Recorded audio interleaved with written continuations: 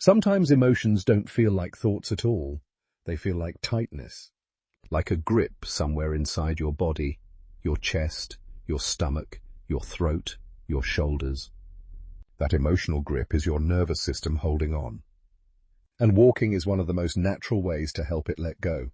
When something overwhelms you, stress, conflict, fear, uncertainty, your body responds by tightening. It holds its breath, it braces, it contracts around the emotion. This grip isn't conscious, it's protective.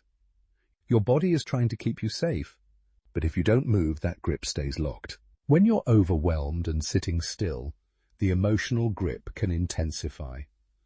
Your thoughts loop, your muscles tighten more, your breath gets shallow, your whole system stays in defense mode. The body needs movement to release this internal holding pattern. That's why walking helps so quickly. The moment you start walking, your breath naturally deepens, your shoulders lower, your jaw unclenches.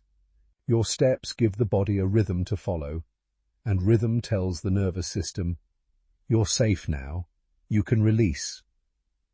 Every step sends a cue into your system to relax its grip a little more, and a little more, and a little more.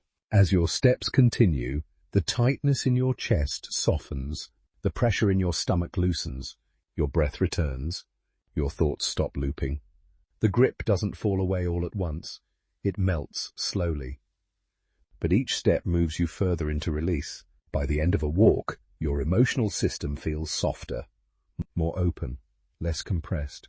Not because the stress disappeared, but because your body finally let go of what it was holding. Walking is how your nervous system moves from gripping to releasing. So the next time you feel tight, braced, or overwhelmed, take a walk. Let your body soften its grip.